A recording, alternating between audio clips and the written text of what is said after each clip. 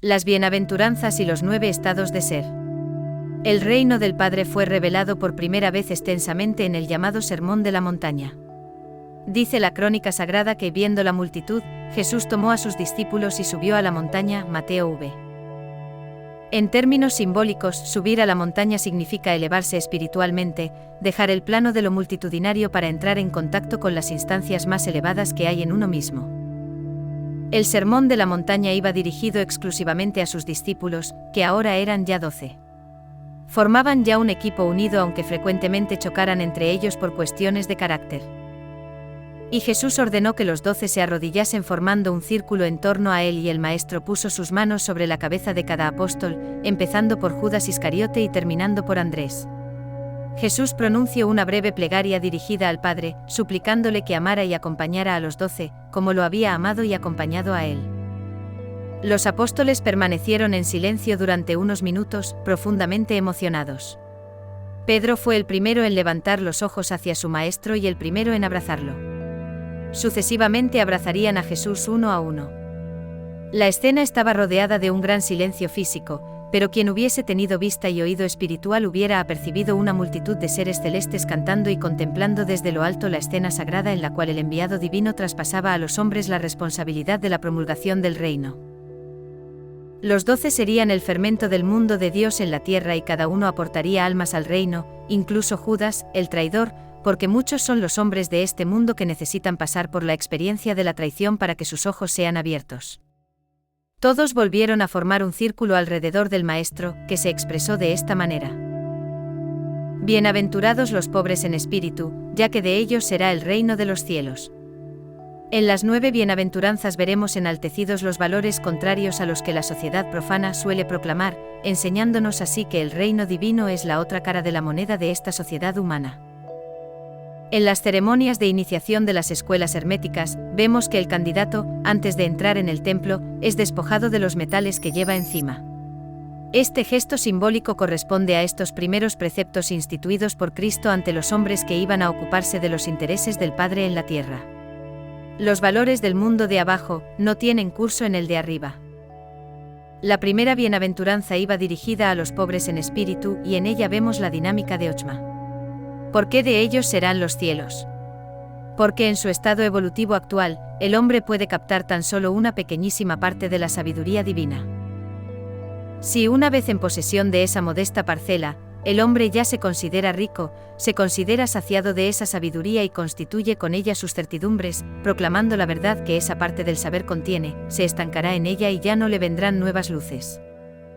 Por el contrario, el que adopta una actitud humilde respecto a sus conocimientos, el que dice, como el filósofo griego, yo solo sé que no sé nada, el que se encuentra en situación hambrienta, espiritualmente hablando, ese atraerá la sabiduría hacia sus vacíos internos y el cielo se manifestará en él.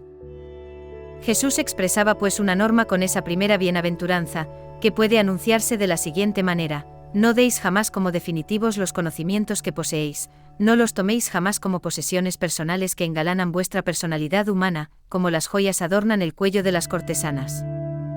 Al contrario, haced que vuestra sabiduría sea como el caminante, que abandona fácilmente las ciudades por las que transita porque nada hay en ellas que lo retenga. El pobre lo comparte todo con más facilidad que el rico porque tiene poco que compartir, y es más fácil desprenderse de un pedazo de pan que partir en dos un lingote de oro para dar la mitad al amigo. No dejéis que los conocimientos espirituales se acumulen en vuestro interior hasta crear una situación de riqueza, porque entonces os será difícil compartirlos y os sentiréis propietarios de aquello que poseéis y querréis sacarle un provecho o una renta. Os convertiréis así en hombres ricos en espíritu y el cielo ya no entrará en vosotros. Si por el contrario vais compartiendo lo que vais recibiendo, el reino de los cielos irá llenando vuestros vacíos internos y la sabiduría transitará por vuestra alma como una película que no tiene fin. Así pues, para permanecer en estado de pobreza, tenéis que dar lo que recibís antes de que se acumule y forme un tesoro. Tenéis que prodigar la enseñanza, ir por el mundo y evangelizar. Bienaventurados los afligidos, ya que ellos recibirán consuelo, dice la segunda bienaventuranza, en la cual puede reconocerse la dinámica divina. Cristo anunciaba implícitamente con esta bienaventuranza la ley de alternancia, que hace que las cosas cambien. La aflicción puede ser física o puede ser moral. En ambos casos es algo provisional, destinado a desaparecer. Es algo que el propio individuo ha hecho necesario, en virtud de pasadas actuaciones, pero que no puede durar porque la aflicción está sometida a la fuerza de repulsión que la destruye y le sucede el estado de consuelo. El consuelo representa una restitución de aquello que había perdido, trátese de salud, de afecto o de posesiones materiales, tal como aparece en la historia de Job, que es una ilustración de cómo el afligido es consolado cuando comprende los motivos de su aflicción. El reino que anunciaba Jesucristo es el del vasto consuelo, es aquel en el cual se encuentra todo lo que en el humano peregrinaje se ha perdido, es un ancho océano de amor, de sabiduría, de gracia, y cuando ese reino se derrama sobre el alma, no puede subsistir en ella ninguna aflicción. Pero a veces las aflicciones humanas son largas, porque largos y duraderos han sido los errores que han conducido a ellas y ocurre que el enfermo, el desdichado, se identifica con su mal y con su desdicha, diciéndose que la salud y la dicha no son para él. Este estado de alma paraliza la llegada del consuelo. O bien se rebela contra lo que le está ocurriendo, poniendo en duda la justicia de Dios, lo cual tiene como efecto apartarle igualmente de las dulces aguas del consuelo. Al unir el consuelo con la aflicción, Jesús quería significar, lo que luego ilustraría con su propia vida, al curar instantáneamente a los que se acercaban a él para tocar su gracia. Quería decirles a todos los afligidos que la recuperación está a su alcance, si en ellos adviene ese estado de confianza que se llama fe. Poco importa la gravedad de sus aflicciones y el que los médicos las consideren o no curables.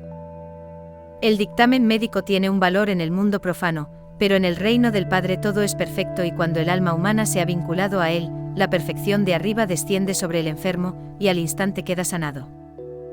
Vosotros los que sufrís, los que en vuestro itinerario os veis cargados con lacras físicas o morales, elevad vuestros pensamientos y vuestros sentimientos hacia esa esfera de confianza que se llama fe y las aguas del consuelo se derramarán sobre vosotros limpiando todas vuestras lacras. Bienaventurados los mansos, ya que ellos heredarán la tierra, dice la tercera bienaventuranza, en la que vemos reflejada la dinámica de Gist. La mansedumbre es una de las reglas fundamentales en el reajuste del comportamiento humano. Y Cristo manifestaría esa virtud más de una vez bajo distintos aspectos, al recomendar que se ofrezca la otra mejilla al agresor o al exhortar a que amemos a nuestros enemigos. La mansedumbre ante las imposiciones de nuestra vida ordinaria es recomendable, porque esas exigencias, deberes, obligaciones que nos atenazan, no son más que el reflejo de nuestros propios actos vistos al revés, como la imagen que aparece en el espejo. Se nos exige lo que hemos exigido, se nos impone lo que nosotros hemos impuesto, se nos obliga en la medida en que nosotros hemos obligado. Una vida de opresión es la continuación lógica de una vida de poder oprimente. El antídoto de todas estas injusticias es la mansedumbre, porque si se aceptan las imposiciones de los demás, sean individuos o fuerzas sociales, no se hace más que restablecer el equilibrio que antes se ha roto y poner las cosas donde deben estar. Por el contrario, si se reacciona, si el individuo se rebela contra lo aparentemente injusto, se está prolongando en realidad el reino de la injusticia y el hombre puede pasar toda su vida enfrentado con los demás, en un estado de guerra permanente y sin fin. La mansedumbre es el camino más recto para ir a la libertad, aunque en la organización de la sociedad pueda parecer lo contrario, puesto que cuando la causa lejana que produce la agresión actual agota su dinamismo, la agresión cesa automáticamente. La mansedumbre es el polo contrario de la ambición. Hoy en día la ambición es contemplada como una virtud y la sociedad entera se vuelca para estimularla, para sacar al hombre de sus casillas ordinarias y llevarlo más allá de sí mismo, bien sea en sus necesidades de consumo diario o en el ejercicio de sus poderes intelectuales. Lo bueno para nuestra sociedad es consumir más, viajar más, leer más, trabajar más, escalar más y más puestos, olvidando que cada alma tiene su norma, que cada ser se mueve en una órbita natural y que los apetitos naturales vienen de dentro y son antinaturales si son estimulados desde fuera. Esta sociedad gobernada por la ambición ha alcanzado más rápidamente metas materiales, pero no puede decirse que los ambiciosos hayan conquistado el reino de la tierra porque la misma ambición mata los goces que produce y deja la tierra convertida en un reino poco apetecible que ofrece placeres irrisorios. Incluso los que han conquistado cimas sociales que pueden parecer envidiables y que van por el mundo cargados de yates y de mansiones de ensueño, se ven amenazados por la provisionalidad de ese reino, y más tarde o más temprano, en esta o en otra vida, se verán derribados de su pedestal y tendrán que volver a empezar armados de un pico y de una pala. La mansedumbre conduce a la paz, es decir, a una vida en la que nada se opone a la realización de la voluntad natural del individuo, que puede así realizar su vocación y exteriorizar su talento en perfecta libertad, sin que nadie se le meta dentro de su espacio humano. Es a esto a lo que se refería Cristo cuando decía que los mansos heredarán la tierra, o sea, dispondrán de su pedazo de universo, según sus capacidades, según su fuerza de voluntad. Entonces, ¿no es lícito aspirar a ser más de lo que se es? No es lícito hacerlo si con esa aspiración se violenta el medio natural en que hemos nacido, si esa aspiración exige una ruptura con nuestro país, con nuestra familia y un quebrantamiento de las reglas de la sociedad que nos ha formado. La mansedumbre exige no meter goles en la portería defendida por nuestro propio hermano. Cada uno de nosotros nace en el lugar más adecuado para vivir las experiencias solicitadas por la parte divina que hay en nosotros, y se encuentra integrado en la situación más adecuada para obtenerlas. Pretender recoger experiencias fuera de ese contexto equivale a dar a nuestro ego ser una cosecha de coles, cuando lo que nos ha pedido son nabos. Bienaventurados los que tienen hambre y sed de justicia, porque serán saciados, dice la cuarta bienaventuranza, en la que encontramos la dinámica de Gebura. Esta bienaventuranza se encuentra muy unida a la anterior, como unidos están Gisd y Gebura.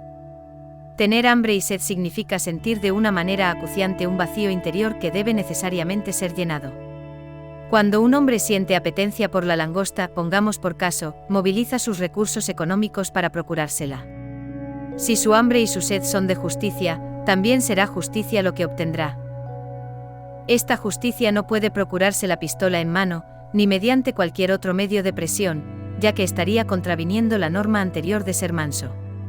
Tiene que ser una apetencia interna, un afán que mueve todos los mecanismos de la personalidad en vistas a una actuación justa, ya que ese hambre y esa sed serían pura pantomima si fuera un deseo del individuo de verse tratado por los demás de una manera que él considera justa, mientras que él actuara, respecto a su prójimo, con injusticia notoria. El hambre y sed de justicia, cuando son auténticos, atraen hacia abajo la justicia divina. Y entonces el individuo no solo será la expresión viva de esa justicia, en sus gestos y en sus palabras, sino que la derramará a su alrededor y hará que el mundo sea, por él, gracias a él, más justo. Esta justicia, llevada al mundo por su hambre y su sed, se encarnará en los gobernantes, en los directivos, en aquellos que puedan hacerla fecundar. El discípulo que trabaja para la instauración del reino del Padre, del mismo modo que debe conservar su pobreza de espíritu, que debe buscar el consuelo restaurador de la armonía física y moral, que debe ser manso. Debe también experimentar ese hambre y esa sed, viviendo en su cuerpo todas las injusticias que diariamente se cometen en el mundo y deseando con vehemencia que el reino de la justicia se instaure.